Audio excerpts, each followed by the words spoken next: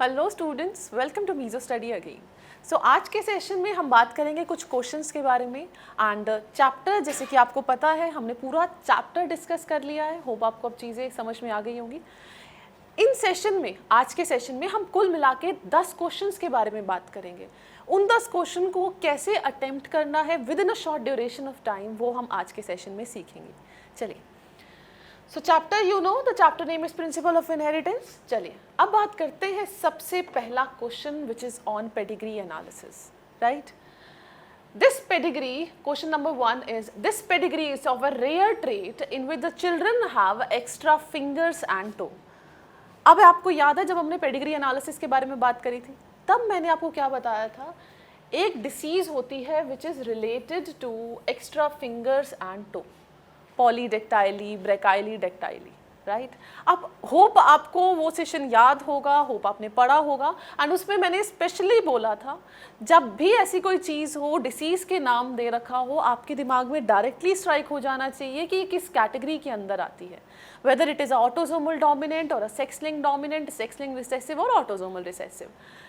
अब इस केस में it is a condition of a polydactyly, so correct answer is a autosomal dominant. ये बात तो मुझे पता लग गई। अगर मेरे पास ये क्वेश्चन आता है, if such type of question comes in an exam, I can answer this question within you can say some seconds, hardly 10 seconds. So it doesn't matter, better अगर आप पूरी पेडिग्री को स्टडी करने जाओ, अगर आपके क्वेश्चन में ही आपका सोल्यूशन है, डू दैट, उसको टिक करिए, यहाँ पे अपना टाइम सेव करिए एंड आगे अपना टाइम को इन्वेस्ट करना सीखिए। चलिए, अब इसके बारे में हमें ये तो पता लग गया इट्स ऑटोसोमल डोमिनेंट, बट कई स्टूडेंट्स को ये याद नहीं रहेगा, तो अब कैसे करेंगे। यहाँ पे एक कंडीशन दिखाई गई है। कंडीशन ये है, this is a one generation and another generation. अब ये डिसीज हर जनरेशन में प्रेजेंट है, it means that it is a dominant disease, dominant, right. अब हमें ये पता कराना है क्या ये सेक्स लिंक्ड है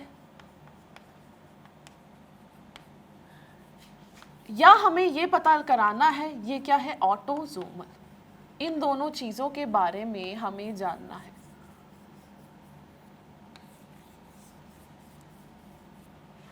चलिए, अगर कोई भी चीज एक्स लिंक्ड होती है, ध्यान से देखना, इस कंडीशन में अगर वो एक्स लिंक्ड होती, एक्स क्रोमोसोम है, फर्स्ट एक्स क्रोमोसोम है, विमेन में आ जाएगा, that is why the girl child is affected.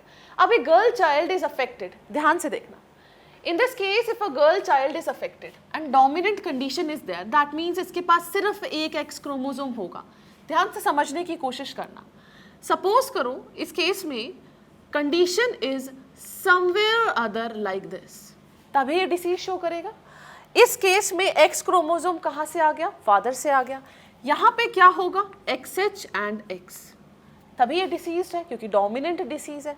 चलिए, अब इसने मेटिंग करी किसी एक नॉर्मल मेल के साथ and after that the two type of individuals they are produced. अब जस्ट इमेजिन, एक ही तो गैमेट है, एक तरह का गैमेट यहाँ पे जो प्रेजेंट है। अब जस्ट इमेजिन कैसे ये मेल के अंदर ट्रांसफर होएगा। अब ध्यान से सुनिए, हम इस केस में क्या कह सकते हैं कि इसका जो कंडीशन होगी that will be x which is related, that will having a X chromosome, right।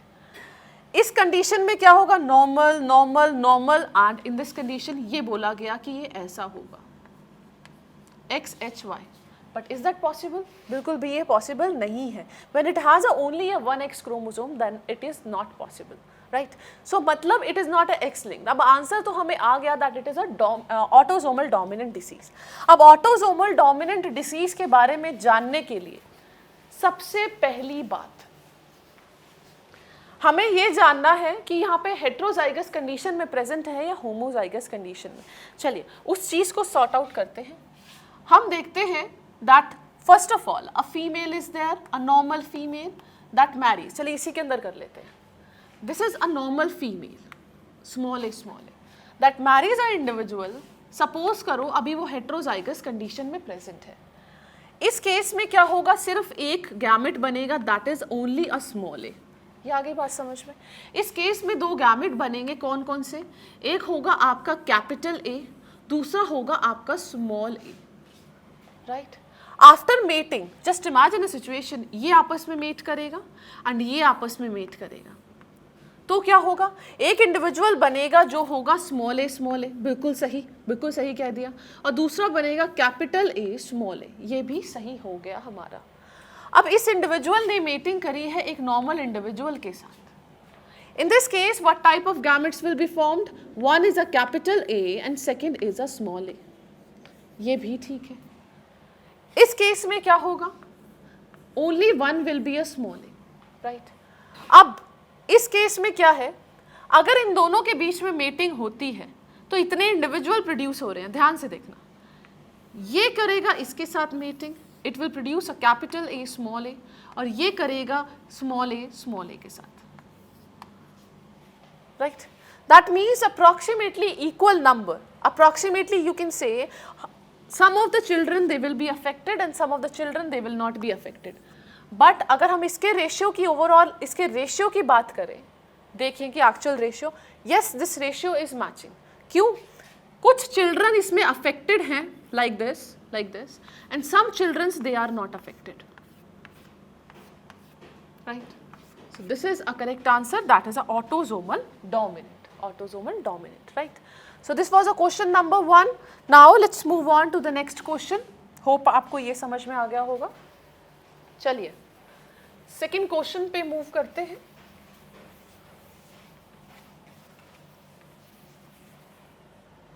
Probability of all the 4 sons to a couple is, अगर हमें प्रोबेबिलिटी जाननी हो किसी भी एक कपल की कि उसका कौन सा, उसका जो अगर बेबी होगा, चाहे वो लड़का होगा चाहे लड़की होगी, प्रोबेबिलिटी इज ऑलवेज 1/2। चाहे हम लड़के की बात करें of a boy child to a probability of a girl child, always it is 1/2। No one is favoured, none of the sex is favoured. अब उसने बात करी है probability of the 4 son of a couple. When we talk about a 4 son, सारी की सारी probability को हम लोगों ने multiply करना है। If we multiply each of these, what will be the answer? 2, 4, 8 and 16. 1/16 is a correct answer. Now, options में देखते हैं, C is a correct answer. C is a correct answer. ये आ गई बात समझ में? So for question number 2, the C option is the correct one. Let's move on to the next question.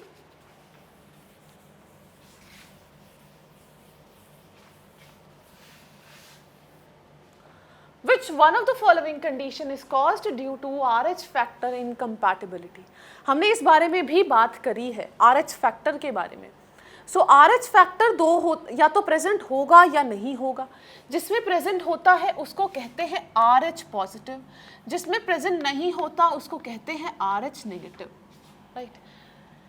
Any condition is there if a mating happens between 2 individuals.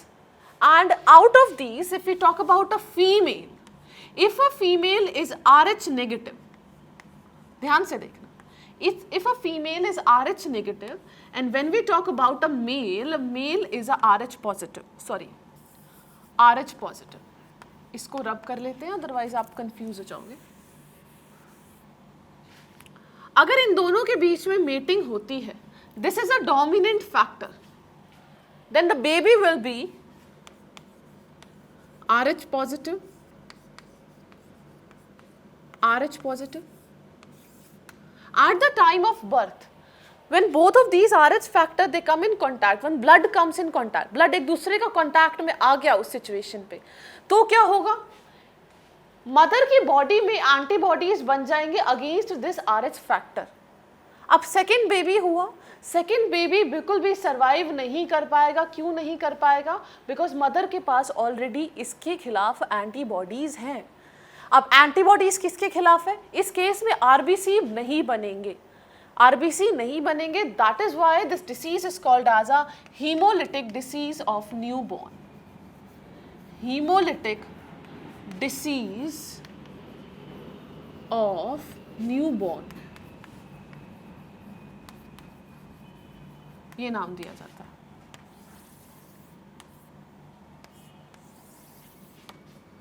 Right, and it is related to erythroblastosis fetalis. So correct answer is a 3. अगर हम ए, B and D options के बारे में बात करें, A option में लिखा है एड्स। एड्स किस वजह से होता है? Because of a virus which we call it as a HIV। Turner syndrome, इसमें क्या होता है? एक्सो, याद है आपको, one of the X chromosome in case of the female is missing. अब इस केस में क्या होता है? Rudimentary ovaries are present.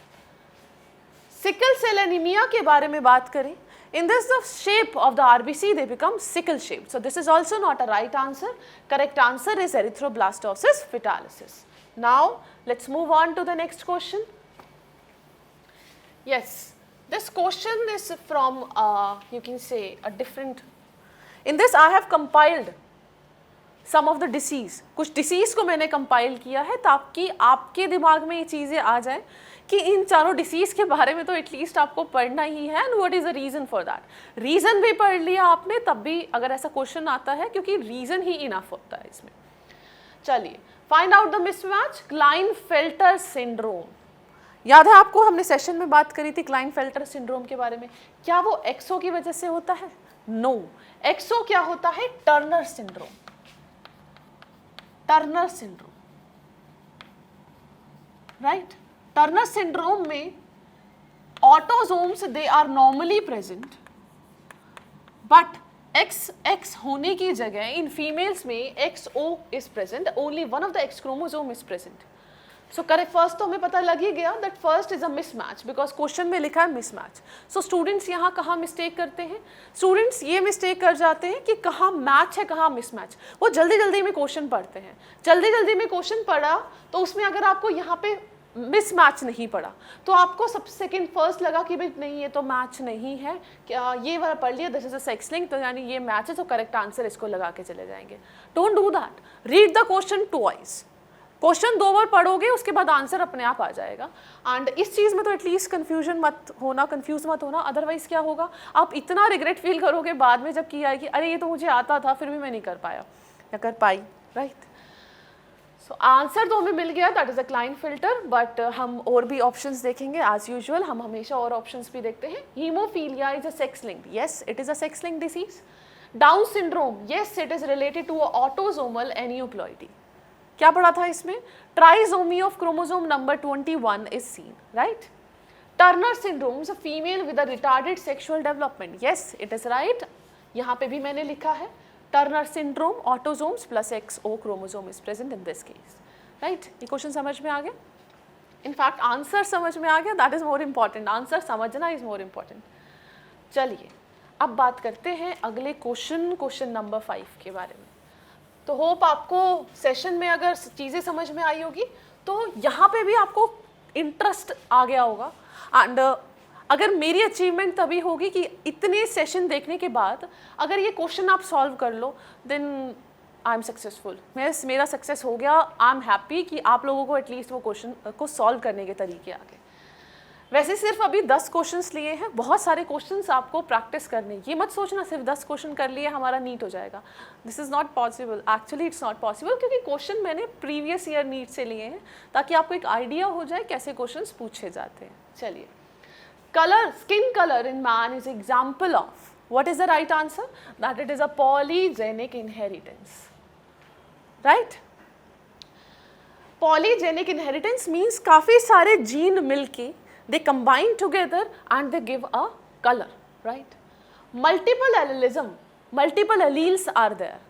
Difference है दोनों में। मल्टीपल एलिलिज्म कहाँ देखा जाता है? ब्लड में, ब्लड ग्रुप्स में। कितने ब्लड ग्रुप्स हैं हमारे पास? टोटल 4 ब्लड ग्रुप्स हैं। अगर उन 4 ब्लड ग्रुप्स में देखा जाए तो कितने अलील्स कंट्रोल करते हैं? 3 alleles control it, right. So multiple allelism उसका एग्जाम्पल है। Pleiotropy, what is the meaning of pleiotropy? That is a multiple effect of a gene.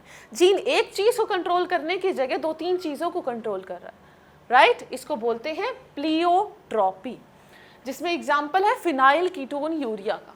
Sex link inheritance, ये तो आपको पता है। चलिए, so correct answer is a polygenic inheritance. Now let's move on to the 6th question. Next question we have is, which of the following cross will give recessive progeny in F1 generation? It's a very good question. ये पूछ रहा है कौन सा cross एक recessive progeny को form करेगा। तो इसको अटेम्प्ट करने का तरीका क्या है? वैसे अगर आपने सेशंस अच्छे से देखे होंगे, मैंने एक एक टॉपिक को बहुत डेप्थ में जाके इजी तरीके से समझाने की कोशिश करी है। अगर जो अप्रोच मैंने आपको बताई है, अगर वो अप्रोच आप फॉलो करोगे, देन आंसर करेक्ट आपके दिमाग में आ जाएगा कि इस केस में ही रिसेसिव प्रोजेनीज बनेंगे, क्योंकि आप दोनों देख सकते हैं, both the alleles they are in recessive condition. एक भी डोमिनेंट होता तो डोमिनेंट आता ही आता F1 जनरेशन में, but they are strictly asking that recessive कहाँ आएगा। सो आंसर तो हमें मिल गया है, बट फॉर दो स्टूडेंट्स जिन्होंने सेशन नहीं देखे हैं, कई बार हो जाता है miss, don't do that, don't worry for that. So अगर हम फर्स्ट के बारे में बात करें, किस किस के बीच में क्रॉस है? Capital T, small t, right. In this case कौन से गैमेट बनेंगे? Capital T। In this case कौन से गैमेट बनेंगे? Only a small t। ये सही है। अगेन आई एम सेइंग, जब भी आप इन चीज़ों की प्रैक्टिस करोगे, यहाँ पे ज़रूर लिखना दैट ये क्या चीज़ है, राइट। अब इन दोनों को कंबाइन करेंगे, they will form a capital T, small t। That means ये क्या है? F1 generation. सो F1 जनरेशन क्या आ रही है? डोमिनेंट कंडीशन में, यानी फर्स्ट ऑप्शन आपका क्या हो गया? गलत। चलिए, कैपिटल T, स्मॉल t, याद है ये क्रॉस? अगर आपको ये क्रॉस याद है ना, मैं सोचूंगी बहुत अच्छे जगह जा रहे हो आप। This is a test cross. This is what? It's a test cross. When a heterozygous condition is crossed with a homozygous recessive. और टेस्ट क्रॉस का रेशियो हमेशा याद रखना क्या आता है?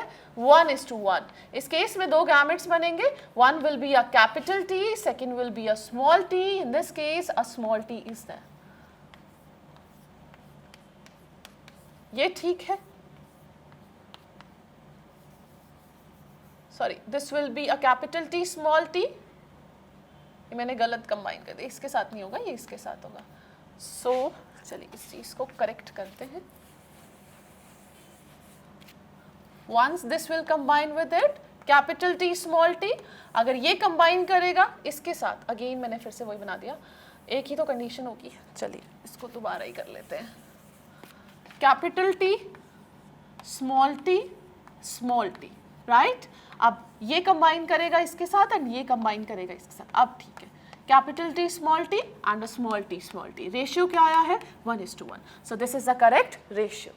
बट इस केस में दोनों के दोनों फिनोटाइप बन रहे हैं, यानी कि ये हमारा आंसर सही नहीं है।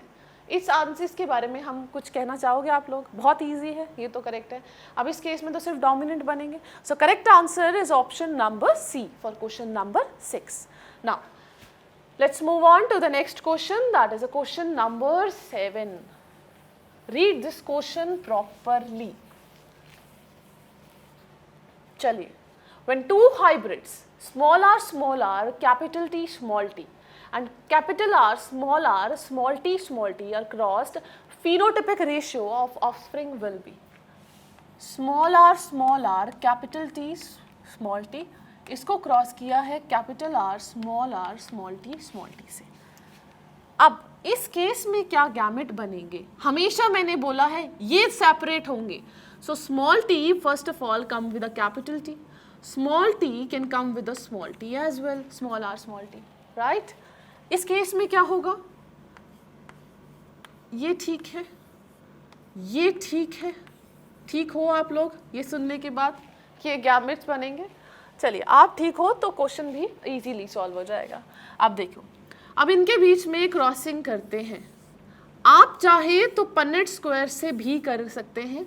मैं फॉर टाइमिंग इजी सॉल्व करने के लिए, हम लोगों के पास नीट में टाइम कम होता है, इसीलिए मैंने ये किया है। कभी भी आपस में मत करा देना। इमेजिन करना ये फीमेल गैमेट बन रहे, फीमेल गैमेट कभी फ्यूज करते हैं? कभी कर, तब भी मैंने क्या बोला, यहाँ पे हमेशा लिखा होना चाहिए आपके पास that these are gametes and यहाँ लिखा होना चाहिए that these are parents। Sessions में भी मैंने बार बार ये चीज़ें रिपीट करी है, राइट, क्योंकि मुझे पता है स्टूडेंट्स एक्चुअली मिस्टेक करते तो करते कहाँ हैं, क्योंकि हम भी उसी फेज से आए हैं, हम भी यही मिस्टेक करते थे, बट आपको नहीं करनी, राइट। इस केस में small r, capital T, small t। इस केस में क्या होगा? Small r, small t, capital R, small t। In this case, small r, small t। अब हमें ये नहीं पता आर किस चीज़ को डिनोट कर रहा है एंड टी किस चीज़ को डिनोट कर रहा है। इस केस में आर भी एक्सप्रेस करेगा, टी भी एक्सप्रेस करेगा। इस केस में सिर्फ टी एक्सप्रेस करेगा, इस केस में सिर्फ आर एक्सप्रेस करेगा, इसमें कोई भी एक्सप्रेस नहीं करेगा। सॉरी, ये दोनों एक्सप्रेस कर जाएंगे क्योंकि ये रिसेसिव वाला होगा, डोमिनेंट कोई भी जीन प्रेजेंट नहीं है। सो अगर हम देखा जाए जीनोटाइप सबका डिफरेंट है और फिनोटाइप भी सबका डिफरेंट होगा। सो रेशियो क्या आएगा? 1:1:1:1:1, राइट। चलिए अब ऑप्शंस में देखते हैं। Yes, we have an option, right, 1:1:1:1. Now let's move on to the next question, question number 8.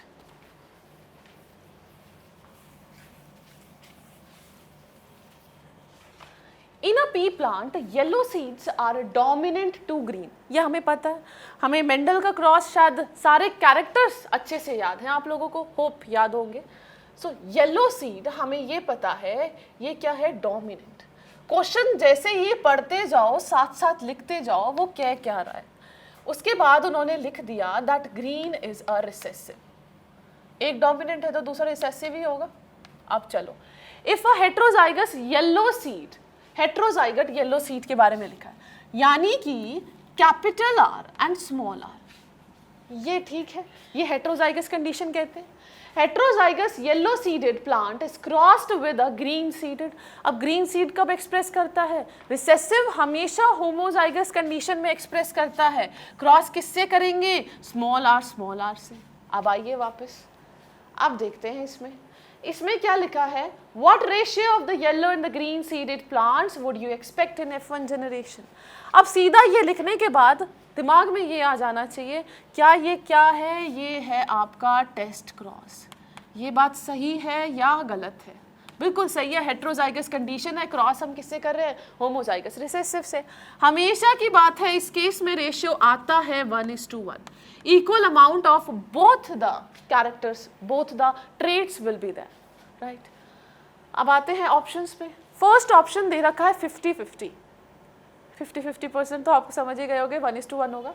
So option तो मुझे ये सही लग रहा है। चलिए और भी देखेंगे। 9:1 नहीं, 1:3 बिल्कुल भी नहीं, 3:1 ये भी बिल्कुल नहीं। Correct answer is a first, that is a 50:50 और 1:1। वट एवर यू वॉन्ट वो लिख लीजिए, बस आप खुश रहिए।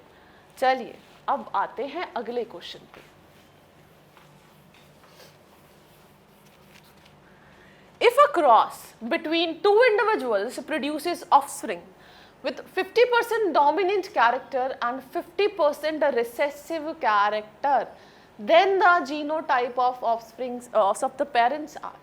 अब इसका मतलब ये है 50% बन रहे हैं आपके डोमिनेंट और 50% क्या बन रहे हैं आपके रिसेसिव।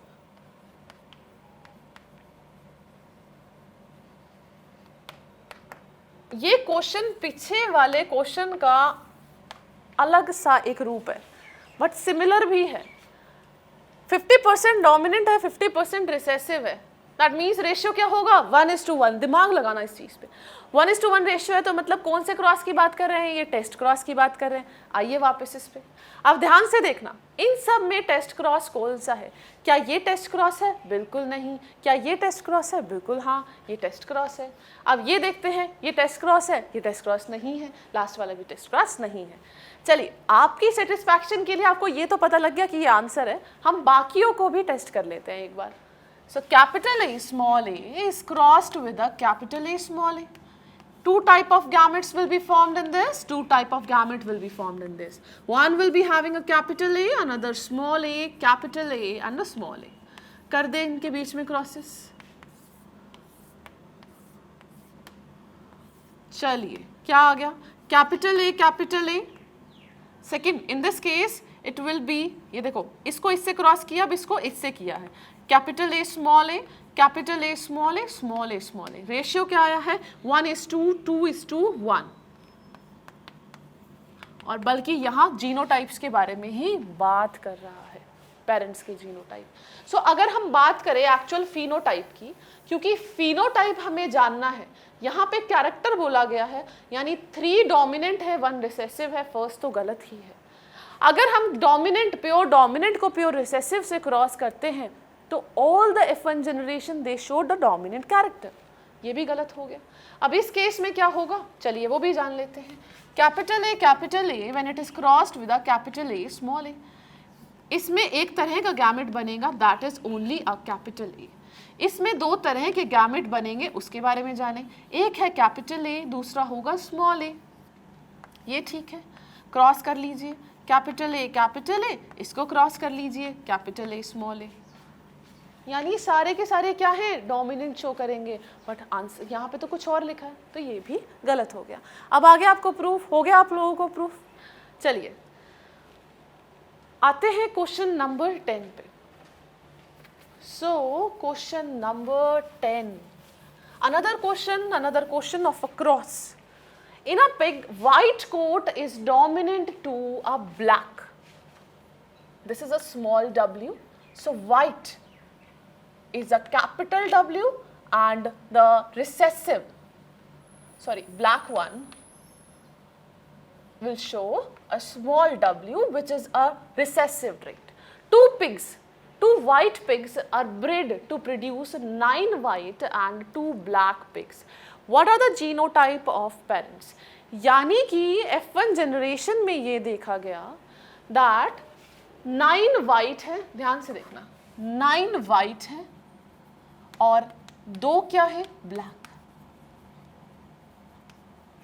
रेशियो कुछ ऐसा है। अब देखते हैं ऑप्शंस पे।